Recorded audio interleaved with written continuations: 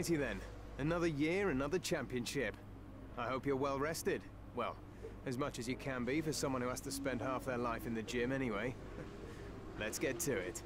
Hello everyone and welcome back guys to Season 3 of my F1 2018 Williams Road to Glory Career Mode. And this is the year, well, hopefully we really up the ante. Try and fight the Mercedes, the Ferraris and the Red Bulls as we move into this World Championship. Effectively 2020 if this was obviously continuing on like real Formula 1. If you did miss out on the Abu Dhabi Grand Prix that went up last night, I would highly recommend going back and checking it out as well. You know, we've been trying to get back onto the Career Mode grind over the last few days. You know, I think in the end I uploaded 2 Career Mode videos yesterday as well as sort of like a stats facts video towards the end of that day as well. But we have got 2 new upgrades as we come into Season 3. The weight reduction and the tyre wear should hopefully be better now on the car as well, which is obviously 2 really important things. So as we come into Season 3, you know, we are now the fastest car theoretically in Formula 1. I think we've got the best aerodynamics and the best chassis. Now the engine is a little bit on the lower end side, but obviously that is not all too important. As you can see, we've got an absolutely dominant aero package over everyone else, and just about the best chassis as well. Red Bull and Ferrari are right there with us on that one, which is obviously really good to see. And in terms of the powertrain, we're actually, considering this was the strongest part on the car when obviously we moved to Williams at the start of this career mode, it's now, well, by far and away its weakest part. We're about mid-pack in terms of the engine. So it is going to be difficult to sort of balance out those upgrades between, you know, chassis and engine over the first few rounds of the season here. But yeah, moving on into Season 3 though, and into the Australian Grand Prix. Should be an interesting one for ourselves. Obviously, it's quite an engine-based circuit, but still, you know, the chassis and the aero does come into, you know, quite a lot of importance throughout Grand Prix as well, which is obviously really important. But free practice was a fairly simple show for us, able to pick up 4 purple scores on the whole, which is obviously absolutely perfect. 412 points at the end of free practice there, which obviously takes us now up to 609 as we come into Season 3, which obviously should mean we're able to get another upgrade on the car very shortly as well. The aim for, I think, our first driver aim in this season is to actually come in P5 as well for obviously the extra 400 R&D points, but obviously that should be fairly easy, obviously, if we can get the races right. But we're not going to go for an upgrade just yet. We're going to save throughout the rest of this weekend and see how many R&D points we've got at the end. But let's move on then into the 2020 Season 3 of the Road to Glory Career Mode with Williams. New drivers, new cars, and a new Formula 1 season. But it's the same Albert Park that we've come to know and love for more than 2 decades now that hosts the first round of a 21-race championship, taking us from here in Melbourne, Australia, across the globe before we eventually reach the season finale at Yas Marina Circuit in Abu Dhabi. We go racing today then in the state of Victoria, where the drivers have 16 corners and 3.3 miles to navigate at an average lap speed of around 120 miles an hour. The close proximity of the barriers makes accidents inevitable, and recent history shows us that a safety car is not at all out of the question. I'm joined today in the commentary box, as I will be throughout this season, by a great racing driver, former F1 competitor, and who was world champion once upon a time as well, and an all-round top chap. It's the one and only Anthony Davidson. And tell me, here we are, first Grand Prix of the season, the first time racing these cars. So what are the big questions that need to be answered here, in your view? First of all, Crofty, and thanks for the glowing introduction. I just want to say it's a real privilege to be here, and I can't wait to see what this competitive field has in store for us this season. Now, to answer your question, obviously there's the question of performance in race trim, but really this is going to be all about reliability. It's the first Grand Prix of the season, don't forget. You're pushing all your new components to their limits. Formula 1 cars are full of very sophisticated but also very sensitive technology. So the most important thing today is to get to the end of the race, keep everything in good condition, and try to stay out of trouble while you're at it. We're almost ready to go then, and this is what the starting grid looks like for today's race. Sebastian Vettel will start on pole. Fantastic qualifying from the multiple world champion. And Valtteri Bottas will line up alongside. Looking down the rest of the grid, we have the Professor, Hamilton, Sergio Perez, and Raikkonen, Ricciardo, Stroll, Verstappen, and Kevin Magnussen. Sainz, Leclerc, Esteban Ocon, and Hulkenberg, Grosjean, Ericsson, Pierre Gasly, and Brendan Hartley. Van Dorn and Fernando Alonso starts from the back of the grid. And with lights out just moments away, it's time to go down to the track. We've qualified above where we expected to be, so try your best to hold on to this position in the race. So here we are then, ready for round 1 of Season 3 of the F1 2018 Williams Road to Glory Career Mode. And qualifying was a fairly good showing for ourselves up in P3. Unfortunately, as you would have seen, we got out-qualified by Valtteri Bottas by 1,000th of a second. But qualifying doesn't earn you any points. We all are fully aware that races do mean points. And here we are then on the grid. It is 5 nights here in Australia, the first round of 2020, and it's lights out, and away we go. They're actually up to a decent start. We're going to be able to give Bottas a bit of a run as we come in towards turn 1 here, but unfortunately just get pinched in. Bottas is going to send it down the inside of Seb in through that first corner there, but it will be the top 3 holding on to positions there. Lewis Hamilton as well does hold on to P4, and he's going to try and look around my outside as we come down in towards turn 3 here. Not going to be able to make that work though.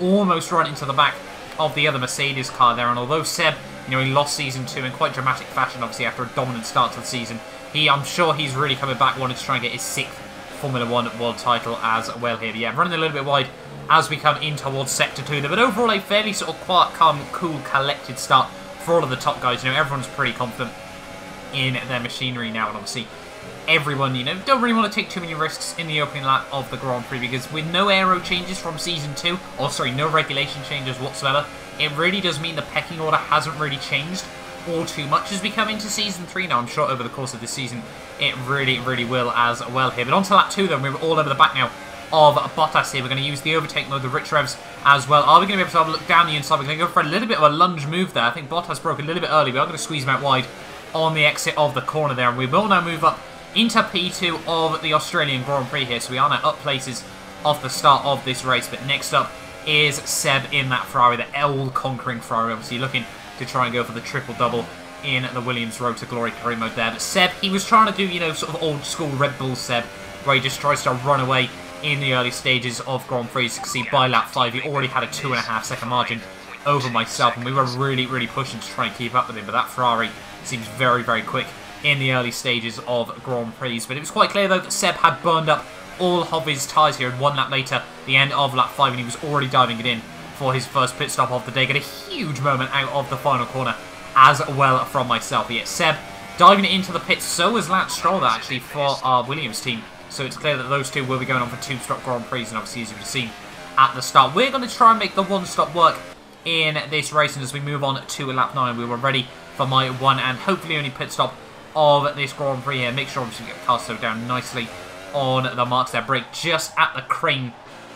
Obviously, as you come in towards the pit lane there, obviously, usually a very, very good sort of benchmark for myself there. But yeah, we do dive into the pit lane then onto a fresh set of the soft tyres there. Struggle to get the car back in gear there. Unfortunately, just get the timing ever so slightly off, but it doesn't mean that Lewis Hamilton has been able to jump me there. He's also on a set of the soft tyres, so it's quite clear that a lot of drivers will be going for that 1-stop Grand Prix, as well as Sergio Perez, who's actually gone for quite an aggressive 1-stop strategy here. I think he's trying to go a little bit longer than the rest of us here in this race. As we come out of the pit lane then on lap 10. 19 laps to go of this race, and now we really just need to try and settle down into a rhythm here. You can see by lap 12 though, just have a look on the mini-map, there was a huge, huge train starting to form up behind it. I think it was the Toro Rosso of Pierre Gasly. We set the fastest lap of the Grand Prix though, 1 minute 22.4, a very decent lap for this early on in the race here. But yeah, we were really, really going to have to now try and carve our way back through this traffic here. We've got Daniel Ricciardo as well, who's also looking like he's going to try and go for a 1-stop race here. So he's effectively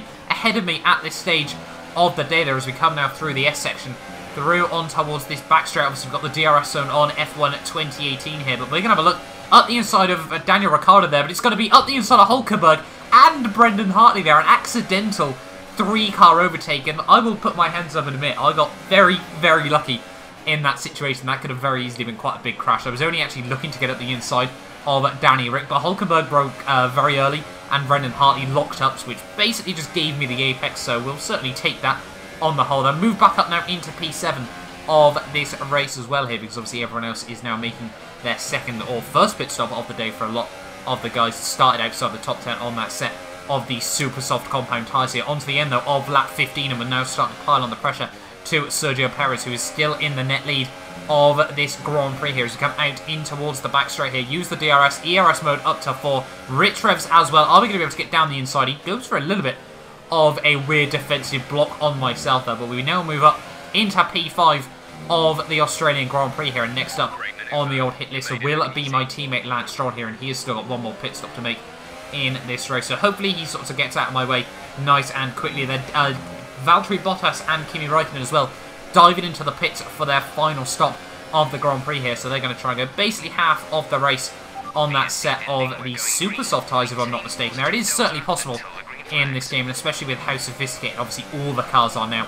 As we come into Season 3, you know, everyone should be able to go for quite long stints in these races there. We did have a momentary VSC, but it's not really going to do too much difference there, except for the fact it is going to give us the opportunity to get down the inside of my teammate Lance Stroll. They're a bit annoyed that he tried to defend so much in that one, but still, you know, we're now past him. Up into P2 once more of this race, and now Seb is in the pit lane once more here for his second and final stop of the Grand Prix. And I can only think for Seb, he must be kicking himself the fact that Ferrari, you know, they're not renowned for their strategies, it's safe to say, in recent weeks in Formula 1, and he's now going to be sent way back down the order, back almost into the midfield in this Grand Prix here with that horrible, horrible tube stop strategy. I just would not recommend it around this Australian Grand Prix circuit there. You can just see on the mini-map, I think he's come out behind one of the Renaults there. So it's really not been the ideal race for Sebastian Vettel there. Showed that he really did have the pace, obviously, in qualifying and then in the early stages of the race as well. But yeah, in terms of the strategy, just not able to keep those tyres where he needed to. We'd end up with another VSC, though, in this Grand Prix by a lap 20 there. And you can just see by this point of the day, though, obviously, Sergio Perez was still all over the back of me when I got past my teammate. But in the latter stages of this race, this Williams just really came into its own. I think we were aided a little bit in the fact that Danny Rick and Sergio Perez would start to fight towards the end of this race, but especially with all those new chassis upgrades, this Williams car really, really excels in sort of longer stints, but right towards the end of those stints. It's not a particularly good qualifying car, I don't think, but get it into a race, get yourself into a rhythm, and it is really, really good going. You know, it's just consistent, and that's obviously really what you want. The tyres are, you know, gentle, you know, they don't really wear all too badly as well, which is obviously absolutely perfect there. And it is a really impressive transformation from Season 1 when you used to look back at how much we'd struggled with the tyres and everything like that. But now moving on to the final lap of the Grand Prix, it was, yeah, very quiet sort of end to the race, sort of the final third of this Australian Grand Prix. My teammate Lance Stroll was at the fastest lap of the race at 1 minute 21.5. But in towards the final couple of corners, though, of the Australian Grand Prix, it is going to be a textbook race victory for ourselves. Better strategy, better pace, just able to keep the tyres in towards the end of the stints. And through the penultimate corner, we are going to come through for the race victory here in Australia, out of the final corner. The absolutely perfect race, full 25 points in the bag, and it's going to be the win in Melbourne. Absolutely awesome. Just amazing. Well done.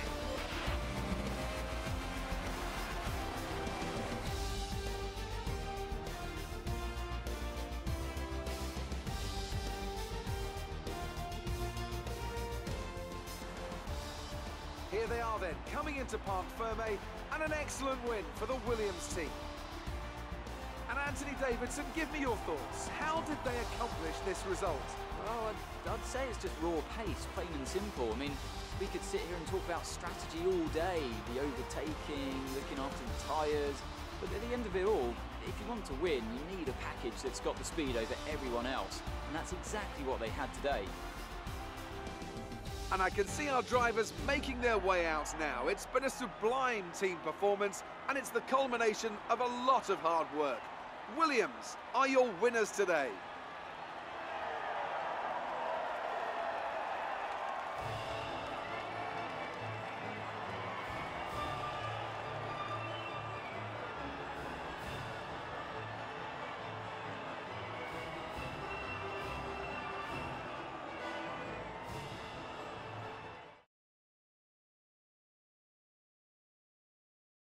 So there we are then, guys, the end of the Australian Grand Prix in exactly the way we aim to start Season 3 of this career mode here, proven with a dominant 15-second race victory on the whole ahead of Daniel Ricciardo there. Sergio Perez and Esteban Ocon would have a very good day out for Force India in 3rd and 4th there, with Seb must be kicking himself after that horrible race strategy by the Ferrari team, but still a very good job to come through for P5 in the end. With Verstappen 6th, Carlos Sainz 7th, Valtteri Bottas 8th, Hülkenberg 9th, and Kimi Räikkönen would round out the top 10. Now, Fernando Alonso from the back of the grid would just miss that ahead of Magnussen, Grosjean, Lewis Hamilton there, not a day he wants to remember there. 3 pit stops in the end leaves him all the way down in P14. And it'd be an even worse showing for my teammate Lance Stroll. I'm sure if this was IRL Formula 1 and driver changes could be made, he would probably not be looking good to hold onto that seat unless Daddy's money is still paying for him. But yeah, Gasly 15th, Lance in 16th, 50 seconds off me in the end. Also on the 3-stop strategy, and unfortunately had to make a very late pit stop there, so that probably doesn't help his case as well. But obviously the Drivers' World Championship will be the same as the race results, but the Constructors, Force India lead the way, 1 point ahead of Red Bull there. We're just 2 points off Force India at the top of the standings as well. So a very, very close Constructors battle after the opening round of the season. Obviously the aim for me is to win the Drivers' World Championship, but I would quite like to win the Constructors as well, depending on how well obviously Lance Stroll can, well, how much help he can obviously give me in this World Championship as well. But yeah, the full 25 points in the bag after the opening round of the season. Absolutely ecstatic with that result there, and absolutely everything we ever wanted from this race. It doesn't get much better than the win in Australia. It really doesn't, and obviously we will try and big up our engine department as well there with that one. But yeah, hopefully you guys have enjoyed this video. Let me know as well down in the comments whether you like the fact I sort of just jumped straight into the race. I want these videos to sort of focus more on the race over anything else, because honestly now we've sort of had 2 seasons. I'm sure all of you really are aware of how that sort of works, and I do just sort of want to focus on the racing action on the whole. Doesn't mean to say, obviously, if something interesting happens in qualifying, everything else is still recorded, so I'm more than happy to sort of edit those back in for the future videos. So yeah, as I said, let me know which style you guys prefer. Obviously, I'm more than happy to bring it back to the old style if that's what you guys prefer, but obviously, as I said, I sort of want to focus more on the racing nowadays as well as we move into Season 3. Driver rivalries, we are probably going to tie with Lance unless we get a horrific next time out, and then we are probably going to beat Nico Hulkenberg as well. A lot of R&D points as well taken away from that race. That is certainly very, very useful here. That's going to be well over 400 R&D points there. Takes us up to 1184 on the whole, which will mean they're going to be able to get 1 engine upgrade on the car as well. Pretty much every team really, really wants to be there. Only Haas are a little bit skeptical still in terms of that. But yeah, hopefully, you guys have enjoyed this video. Make sure you like and subscribe as well if you're new around here and you do want to see more of Season 3 of the F1 2018 Williams Road to Glory. We're going to go for an energy store cells upgrade on the car as well. Ready for, I think that will come at China. But hopefully, I'll see you guys next time. Hopefully tomorrow for the Bahrain Grand Prix.